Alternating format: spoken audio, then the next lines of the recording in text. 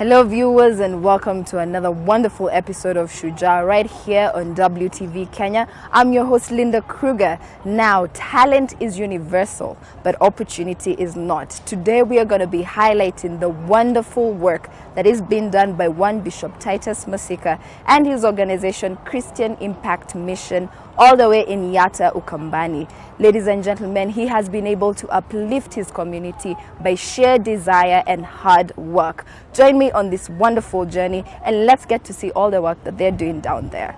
Keep it Shujaa.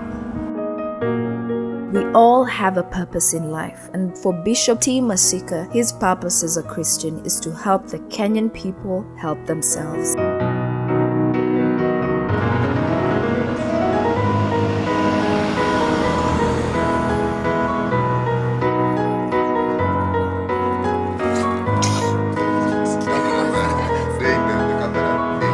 Well, viewers, I'm here with Dr. Bishop Titus W. Masika.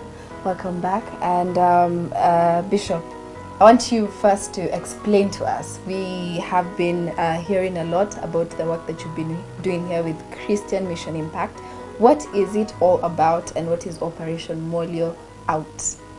Now, Christian Impact Mission is a Christian community social ministry, where we are concerned about the wholeness of an individual, the transformation of an individual.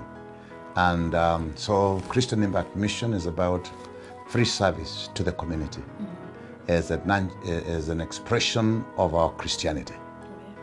And so because many have asked me, what is the driving force? Yes. Our driving force is the Christian outburst, outreach, reaching others. And so we have a program called Operation Mwolyo Out. Operation Mwolyo Out, or OMO in short. Operation Mwolyo Out is Operation Relief Out, Operation Dependence Out. Now this, it started all along when I discovered that many African communities depend on handouts, depend on relief food, either by NGOs, World Relief, or any other, development agencies. And I discovered that most of the poor communities, they are flooded with development agencies who don't seem to understand that Africans need more than the relief. Africa needs more than handouts. Africa needs the change of mindset. So we began a program called Operation Mwolyo Out. And we decided to move from the city to the village to demonstrate that a community can be water secure, a community can be food secure, a community can be financially secure. And because we discovered as Christians that people are poor because of broken relationship with their maker, broken relationship with themselves, broken relationship with their fellow men, now broken relationship with the environment. So a community that is dislocated now will easily suffer from the resources within the nature. God has enough resources everywhere. And so Operation Mwolyo Out is about empowering the individual so that the individual regains self-worth. The individual regains self-esteem. The individual, regains capacity to interact with the environment and develop resilience, so that the individual can take the reins of his destiny. And so it's removing people from dependence. We have amazing things coming from Machakos County, and I mean the work that you've been doing is commendable. What really, let's say, inspired you to pick out, this has to be the driest part of the county, and what has been the reception of the community towards this initiative? I wrote this program 2009. This was after the prolonged drought of 2006, 2009. Yeah. So I was in Nairobi, so I heard about it. And I realized this was the time. So as a Christian, I said, sympathy is not enough. Coming to give these people relief food is not enough. So I came and camped here from January 2009 and interacted with the people. And that's when we came up with a slogan, Operation Mwolyo Out, because the community depended on relief. And yet they were said to be eating donks and donkeys. Yeah. And so with the relief. And so I said, let me be with the people. Let me study them. Because some of the people's problems are psychological, sociological, anthropological. And so I wanted to understand the people. So I came to understand them, why they think what they think, their worldviews, and their mindset. And so I had to deal with the mindset. And after the mindset, we came up with a model. This model is, the first thing is mindset change. The second thing, it's about the 1 acre rule. But when I came, we said we are going to have, the first thing we are going to do, physical thing we are going to do is water harvesting. Because the community here used to walk now 5, 10, 20 kilometers to water. You have passed through the Yatta Canal. When the boreholes around, which are some 15 kilometers, used to dry, they used to walk to the canal and to River Hardy, and some of the places are far. To get the water. To get the water. So women and children, that was their way of doing. And so I said, the most strategic thing to do is water for domestic use. 2, water for agricultural use. And so we began water harvesting as the first major event. And so we came up with the first year more than 1,000 dams, the first year. Wow. And today the number has increased 3-4 times. The next thing we said, we need to utilize this water for agriculture. There's a common saying in the dry parts of Kenya, the crops in Ukambani wither. And they always say there's a need for only one rain. They call it mono umwe. And so I wanted to solve the mono umwe phenomenon. And so the water, so we started conservation. Second thing was conservation methods. There are so many conservation methods, and some of them, of course, they need money. So we decided to use the ones that, do not need money. One of them is farming God's way, where you use mulching to conserve the moisture, which is one excellent one. The next one was digging of zai pits, which will conserve the water. And the third one was moist gardens. And then of course, after people got money, drip irrigation. After drip irrigation, greenhouses.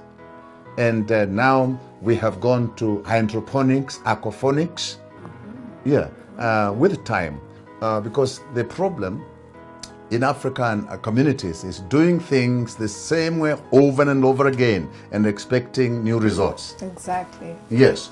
And then having government, having people who are development engines of every kind, trying to do the same things the same way over and over again. And so I realized the problem is now people have put themselves in a box. I call it a boxy. They put themselves in a boxy.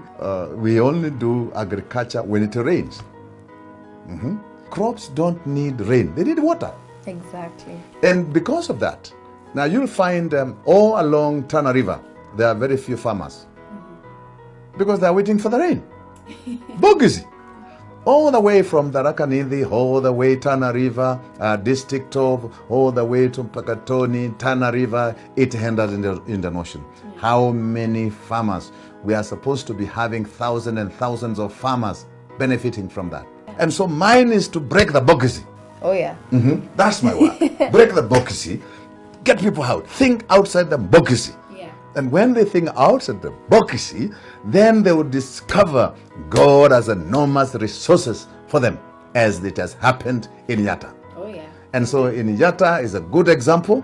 We have got quite a number of professional groups that have come here Feed the Future, when they're beginning, they send their people. They said this is an excellent, model. Yes, it Now we have had quite a number of people who have universities and other groups and NGOs who have adapted the model because being outside the box, thinking outside the box, doing things so that they can be not only our innovation, we help people to develop their own creativity, initiatives and innovations.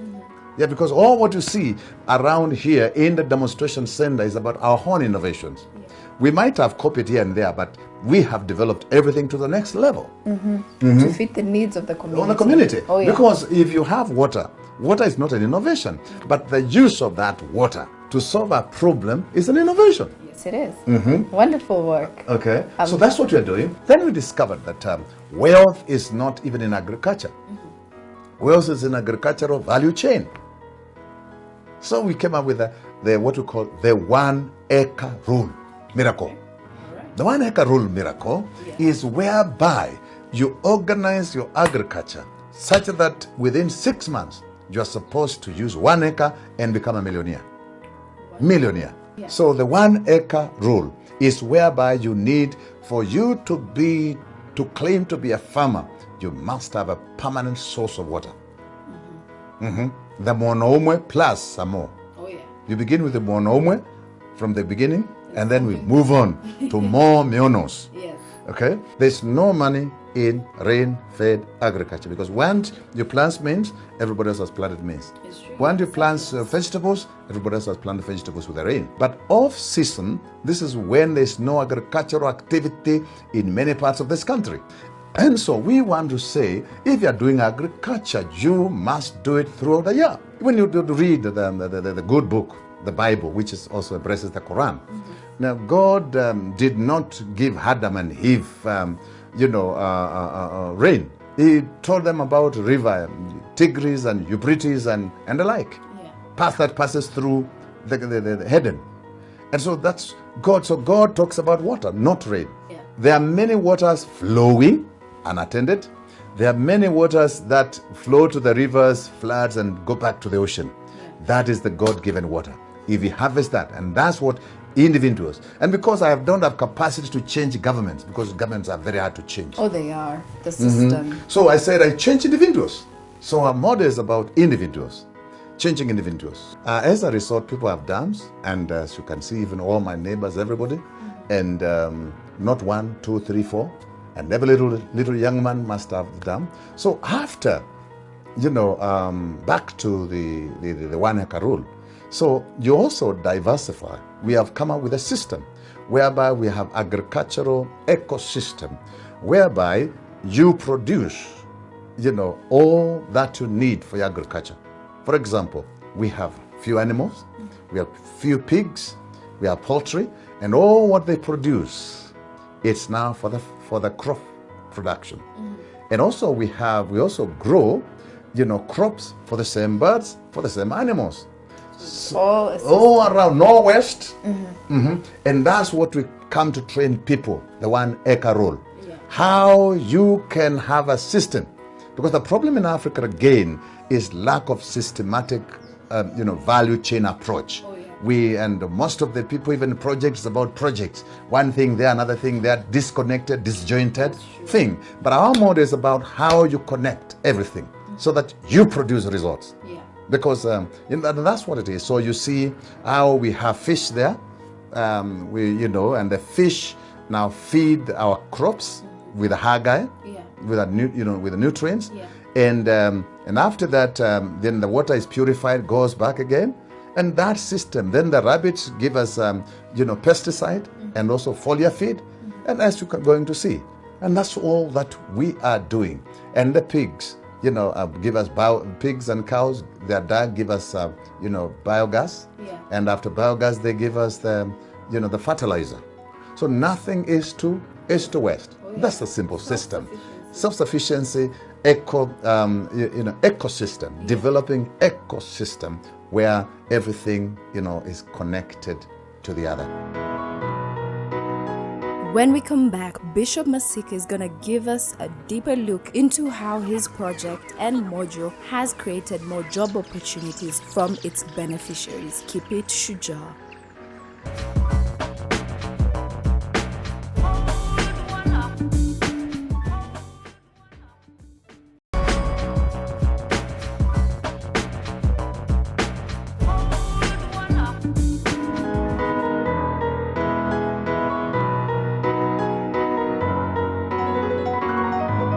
Africa, we are talking about lack of jobs. We can create wealth and jobs within the village. So the concept, we began a concept which, although has been interpreted otherwise, now wealth machinani, whereby we focus, we rest it to the family and then to the village. And then when the village grow together, they can process together. For example, most of our farmers grow sweet potatoes. And out of the sweet potato, we make sweet potato, bread. Yeah. And so we began with 100 farmers, 200, the number 500, and the number is growing. And the number of, as the bread increases, the demand for the bread, which has, last time I saw was about 4,000 loaves per day, and the number is tripled. So the company needs to improve that so that we can buy more sweet potatoes and produce more bread. How many people are employed in that value chain? Very many. The farmers, very many of them. And in 1/8 of an acre, you get about 3 tons, and 3 tons times at least 20, that's about 60,000 shillings per month. And that's a farmer, and that's only sweet potato and the other things.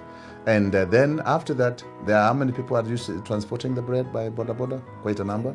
And then the driver and all these other people.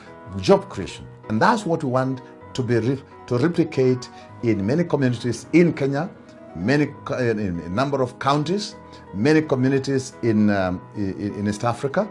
We had an isolation of the program so that there's no outside interference. Yeah. Because when people improve their own livelihood and they demonstrate their skills, they demonstrate the technologies, they demonstrate the whole program in their own homes, it's not very easy to kick it. Yeah. Because they will have their own security system. That's true. And that's my security tool. Yeah. And then again, we have realized African communities are suffering from malnutrition. So we have come up with agri-nutrition, how to connect agriculture and nutrition. Simple technology where you can grow all that you need using moist garden, where you can water, your kitchen garden now with 2-3 jerrycan, per month. Wow. And the moist garden can hold water for a month. You can water once or twice per month, even during the dry season. The impact of this, now in the first year, we recorded reasonable success with over 1,300 members with water pans. Then after that, then they started exploding. We have gone to beach parts of Kitui. We have also gone to the whole of Tanzania with World Vision, and enormous transformation has taken place. It's amazing. And we have gone to Rwanda. We have other countries that are coming in, like Malawi and others. So the program has gone, and so our idea was to develop a model here that can be used by other countries in Africa. Oh, yeah. But now we want to also market the model even to UNDP, because the World Bank, so that they can take up this model. Yeah. Because the answer is to get rid of dependence. Oh, yes. And to do that, to where we integrate, religion, because religion as a good gives the right, mindset. We have brought in the biblical worldview. The biblical worldview is the basis of mindset change. After people have changed their mindset, then you bring in new technologies. Them able to embrace them. To integrate religion and technology. Yeah. And then, of course, system. Because the problem in Africa, systems have been corrupted. You'll find, agricultural value chains have been corrupted. They are not operating. There are many farmers who are growing, but they don't know where to sell. There is a demand there, but they don't know, where to get the product. Then you have the issue of middlemen. Middlemen, that's also a corrupted system, where the middleman, you'll find one rich man buying all the cereals from the community, and especially in an area like here, at 10 shillings per kilo, and within 2 months goes and keeps it go down somewhere, brings it back, and out of the bag that was 900 shillings, he comes with it as 3,600, only 2 months. That is a broken system, corrupted system. And so you can organize farmers in a village. They grow together. For example, we have collection center like here. When we grow, the farmers come and we had started growing French bean, although we are taking it to some other place within the area. And this center was for collection for French bean. They bring together, we weigh them together, we measure them, and then we negotiate together, and then we get an exporter, comes and takes them. So that's, ordering a system, developing a system. And all that you are getting rid of the middleman, who becomes rich alone. So you find one man who is richer than 250 people or families, one man, because corrupt system. And so you can, some of the things, individuals can correct, social entrepreneurs can correct. If they are Christian and they have Christian worldview, or Muslims who are using the Muslim worldview. You can also develop village-based industries, commercial villages, industrial villages. For example, now the villages are growing sweet potato and it is being processed here. So now that has given them money. All those farmers were involved. And then we have identified some, 20 value chains. And when, of course, resources are limitation, that's why we look for some partners here and there so that we can get there. Even if we don't get them, we'll get there, but it might take time. We can get there. And then when we get there, we'll have increased the income per capita, the GDP of the family government. Wonderful. Great stuff there that you and your organization are doing. And maybe before we move onto the field, would you share with us the work that you and the vision that you have for East Pokot? We were talking about it earlier, and I think I'm very impressed at the niche you've carved out to pick out the areas that are most neglected and are considered the worst for development, and giving these communities a good hope. So please share with us about East Pokot. Thank you. As my Christian contribution to humanity, because Christianity is about your wellness, your well-being, and then minding about others. Last year, but one, I got leaders from East Pokot, and they came here for a week. They were sponsored by a Christian doctor who had mixed with some pastors, and they came here and they said, "Bishop, can you help us in East Pokot, which is in Baringo?" And I said, "I will." And 2014, they invited me to visit the area. And I went all the way to a place in Terioko, where Kapedo is. I think everybody knows Kapedo. In a place called Korelach, beyond Koloa. And I found they lacked, no churches, no NGOs. And so they welcomed me so well.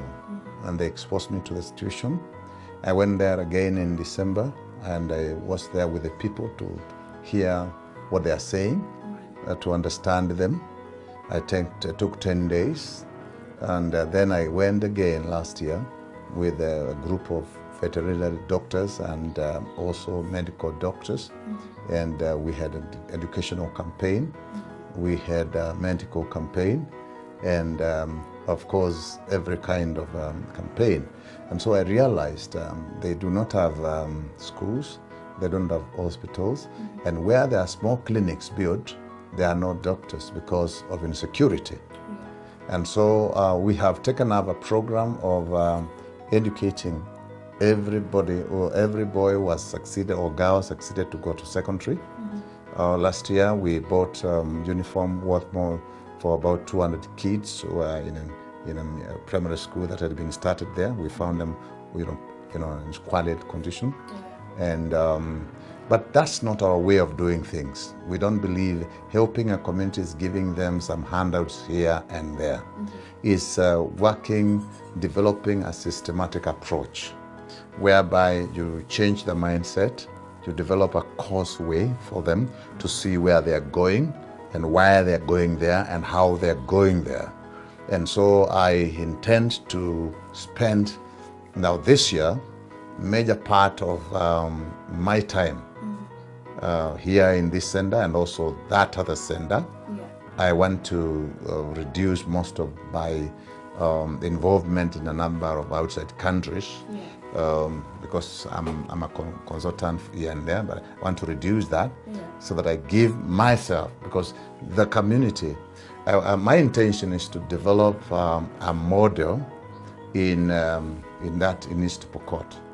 That works for the community. That will work for the neighboring, for Turukana, that will work for West Pokot, Turukana, Samburu, and Laikipia. But instantly we have the Turukana government have ever come here through the Minister of Water.